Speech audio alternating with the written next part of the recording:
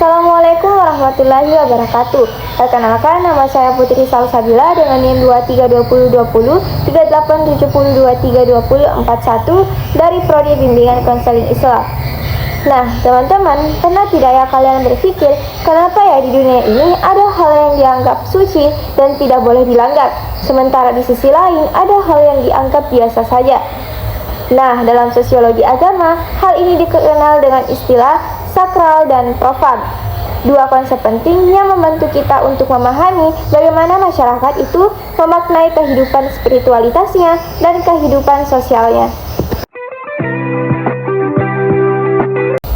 Jadi, menurut Emil Durkheim, seorang sosiolog klasik itu membagi kehidupan manusia terbagi ke dalam dua wilayah besar, yaitu sakral dan profan. Sakral berarti segala sesuatu yang dianggap suci, memiliki nilai religius dan dihormati secara khusus. Contohnya seperti kitab suci, rumah ibadah, ritual keagamaan, atau upacara adat. Benda dan kegiatan ini tidak bisa diperlakukan sembarangan karena dianggap memiliki hubungan yang erat dengan manusia, dengan yang transenden atau realitas yang benar-benar ada. Nah, sementara itu, profan mencakup hal-hal yang bersifat duniawi, biasa, dan tidak memiliki kesucian religius, misalnya pekerjaan sehari-hari, hiburan, atau aktivitas ekonomi. Hal-hal ini tidak dilarang, tetapi tidak juga dianggap sakral, sifatnya lebih praktis dan sosial. Nah, teman-teman, ternyata agama ini berperan penting dalam membedakan mana ruang dan waktu yang sakral dan mana ruang dan waktu yang profan. Misalnya, ketika ruang sakral itu ketika kita berada di masjid, gereja, pura, atau tempat ibadah lainnya yang dianggap suci dan perlu dijaga ketenangan serta kebersihannya. Sementara ruang profan itu seperti ketika kita berada di pasar, tempat kerja, atau sekolah sebagai tempat untuk aktivitas sosial dan ekonomi.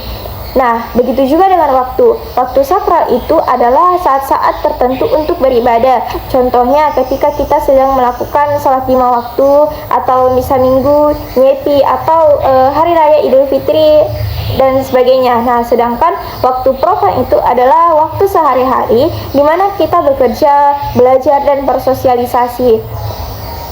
Nah, menariknya perbedaan waktu dan ruang ini ternyata membentuk struktur sosial dan norma masyarakat. Jadi, karena adanya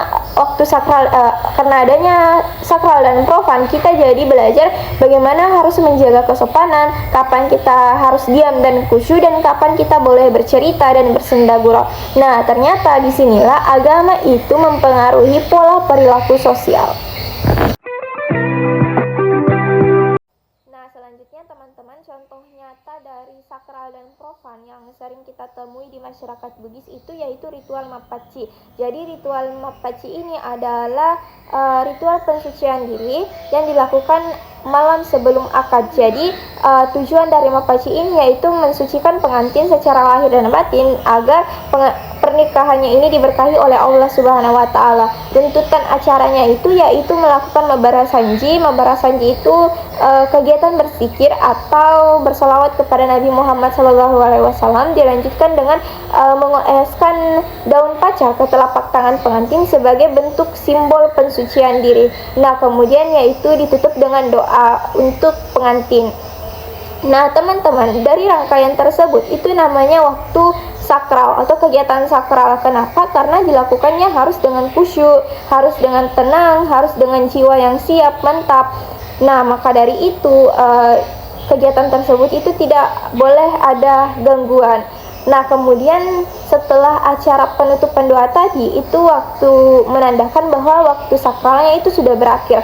Kemudian masuk pada waktu profan. Nah, biasanya di masyarakat Bugis setelah Mappacci itu akan dilanjutkan dengan acara makan-makan atau dilanjutkan dengan hiburan seperti menyanyi dan mendengar musik. Nah, pada acara makan-makan dan mendengarkan musik ini itu disebut sebagai waktu profan, waktu bersantai, waktu bercerita. Seperti itu, teman-teman. Sehingga dari contoh Mappacci ini dapat kita simpulkan bahwa masyarakat itu tahu bagaimana menempatkan diri di waktu sakral dan di waktu profan. Nah, fenomena sakral dan profan ini tidak hanya terjadi di masyarakat Bugis, tetapi juga di seluruh dunia. Kita bisa melihat dari bagaimana masyarakat itu memisahkan antara tempat ibadah dan tempat hiburan, antara hari raya keagamaan dan hari kerja biasa. Perbedaan ini penting untuk menjaga keseimbangan spiritual dan sosial dalam kehidupan manusia. Masyarakat memerlukan ruang sakral untuk berhubungan dengan nilai spiritual, tetapi juga membutuhkan ruang profan untuk memenuhi kebutuhan duniawi. Jadi dari pembahasan ini kita bisa memahami bahwa konsep sakral dan profan bukan hanya teori dalam sosiologi agama, tetapi juga realitas yang membentuk cara kita hidup setiap hari. Keduanya saling melengkapi, sakral menjaga nilai dan makna hidup, sedangkan profan membuat manusia tetap terhubung dengan dunia nyata. Nah, dari video ini semoga kita lebih memahami bagaimana agama, budaya, dan kehidupan sosial saling berhubungan dalam menjaga harmoni masyarakat. Saya Putri Salsabila. Assalamualaikum warahmatullahi wabarakatuh.